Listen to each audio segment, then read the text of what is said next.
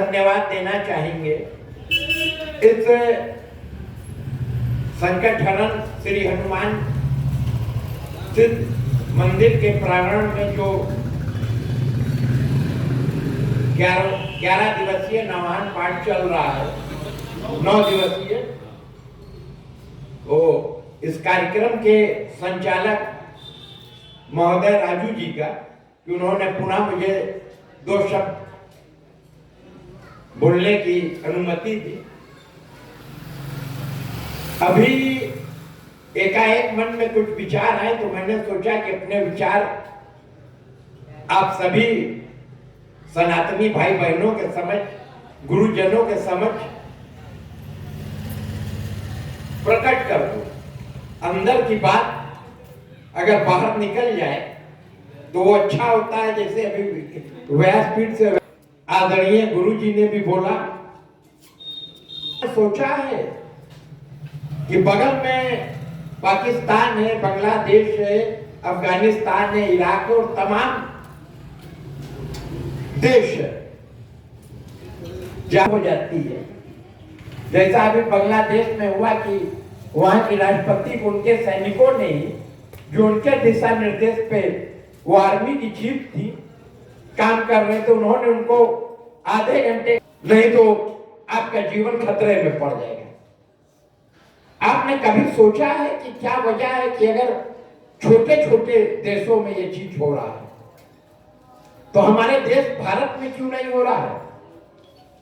हमारे देश भारत में जबकि सेना के इतने अंग है, इतने अर्धसैनिक बल है, प्रशासन का एक लंबा चौड़ा अमला है, एक व्यवस्था है, उसके बाद क्यों नहीं इस तरीके का हो रहा?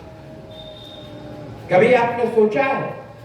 सोचिए, आपको उत्तर मिलेगा।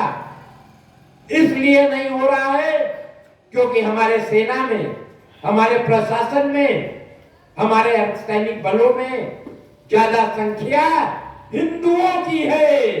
हिंदुओं की रक्त में परोपकार होता है, सहृदयता होता है, और उसी का फायदा अधर्मी सनातन विरोधी उठाते हैं। हमारे गुरुजनों के लिए, हमारे ब्राह्मण समाज के लिए अनर्गल प्रलाप किए जाते हैं।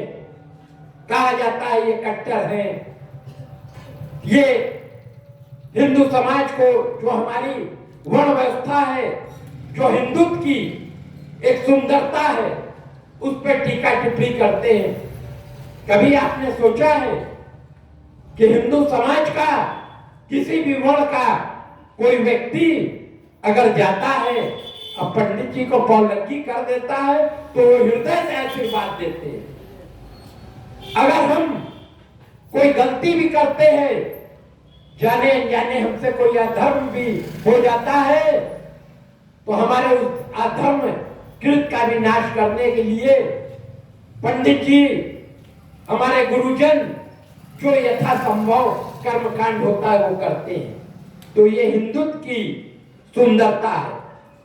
और हमें कट्टर कह करके हमारे खिलाफ साजिश वो लोग करते हैं जिनके गुरुजनों पर, जिनके मौलानाओं पर, जिनके फादर और बिशप पर अगर कोई उंगली उठा देता है तो फतवे जारी हो जाते हैं। साथियों, जब विज्ञान ने यह सिद्धांत प्रतिपादित किया कि पृथ्वी चौकोर और चिपटी नहीं है, जैसा कि कुरान और ईसाइयों के ओल्ड टेस्टामेंट बाइबल में लिखा है कि पृथ्वी चौकोर और स्थिर और चपटी है, इस विज्ञान को के सिद्धांत को प्रतिपादित करने वाला जो पहला वैज्ञानिक रहा, जिसने इसको प्रतिपादित किया चर्च ऑफ इंग्लैंड के आदेश पर। इंग्लैंड में राजशाही था उस समय, मगर जो चर्च था वो राजा के ऊपर भी शासन करता था। उसने आदेश जारी किया, फरमान जारी किया कि ये हमारे आसमानी किताब के खिलाफ बोल रहा है, इसको जिंदा जला के मार दिया जाए। साथियों, क्या ऐसी कभी कोई घटना हमारे हिंदुत्व में हुई है? हिंदुत्व में इसकी कोई जगह ही नहीं। और परोपकार और सहृदयता का ही नाम हिंदुत्व है। पर जाति के नाम पर हिंदुत्व को बदनाम करने की जो साजिश चल रही है, उसके खिलाफ हम लोग को सहृदयता नहीं दिखानी है। उसके खिलाफ हम लोगों को लड़ना होगा। और जब जब धर्म की हानि हुई है तो अधर्म के विरुद्ध लड़ना भी जरूरी होता है। ये भी हमारा हिंदुत्व कहता है। इस्लाम कहता है कि मोहम्मद साहब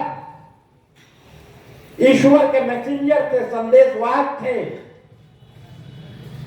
ईसाई कहते हैं कि उनके जीसस क्राइस्ट खुदा के बेटे थे, ईश्वर के बेटे थे।